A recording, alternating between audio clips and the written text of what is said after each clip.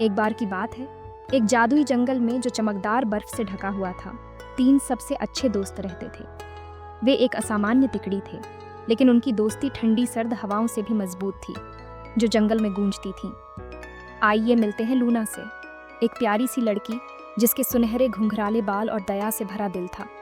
उसके 2 सबसे अच्छे दोस्त थे, रानी, एक शरारती सफ़ेद बिल्ली का बच्चा जिसका फर बर्फ जितना नरम था, और लियो, एक छोटा तेंदुआ शावक जिसके शरीर पर तारे जैसे चमकते धब्बे थे। लूना, रानी और लियो बर्फ में एक साथ खेलते हुए दिखाए जाते हैं। सर्द मौसम के बावजूद तीनों दोस्तों को अपना बर्फीला घर बहुत पसंद था। लूना की हंसी जंगल में गूंजती थी जब रानी उसके बनाए हुए बर्फ के गोले पकड़ने की कोशिश करती थी, और लियो, जो हमेशा शरारती रहता था, बर्फ के ढेरों में छलांग लगाना पसंद करता था। वे खुश थे जब तक वे एक दूसरे के साथ थे। लूना लियो के सिर पर हाथ फेरती है, जबकि रानी उसकी गोद में आराम से लेटी होती है। तीनों एक छोटी सी आग के पास दुबके हुए हैं, जिसे लूना ने गर्मी के लिए जलाया है। लेकिन ठंडे जंगल में जिंदगी हमेशा आसान नहीं होती थी। खाना कम था और ठंडे तापमान के कारण हर दिन एक चुनौती बन जाता था। फिर भी लूना, रानी और लियो हमेशा इन मुश्किलों का सामना एक साथ करते थे। उन्हें पता था कि सच्ची दोस्ती का मतलब है हर हाल में एक दूसरे का साथ देना।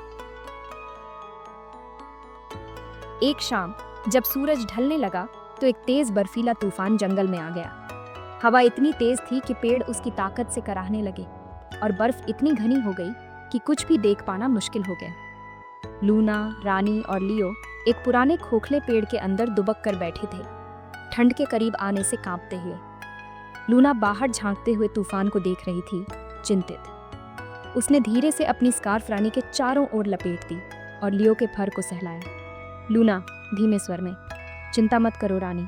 लियो, हम इस तूफान से एक साथ निकलेंगे, हमें बस मजबूत बने रहना है। उसके शब्द बहादुर थे, लेकिन अंदर से लूना डर रही थी। उनके पास पर्याप्त खाना और लकड़ी नहीं थी अगर तूफान लंबे समय तक चलता।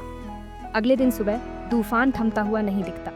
रानी धीरे से म्याऊं करती है और लियो लूना से सटकर उसे दिलासा देने की कोशिश करता है। जैसे जैसे घंटे बीते, लूना का दिल और भारी होता गया। उसे पता था कि उसे कुछ करना होगा। उसने अपना सारा साहस जुटाया और तूफान में बाहर जाकर खाना और लकड़ी ढूंढने का फैसला किया। लूना ने अपनी कोट को कसकर लपेटा, एक छोटी टोकरी उठाई और रानी और लियो की ओर देखा, जो बड़ी बड़ी आंखों से उसे देख रहे थे। लूना, तुम दोनों यहीं रहो, मैं जल्दी लौट आऊंगी, वादा करती हूं। रानी ने मियाओ की और लियो ने धीरे से गुर्राया, जैसे उसे रुकने के लिए कह रहे हो। लेकिन लूना तूफान में बाहर निकल गई। लूना का अपने दोस्तों के लिए प्यार उसके ठंड के डर से ज्यादा मजबूत था।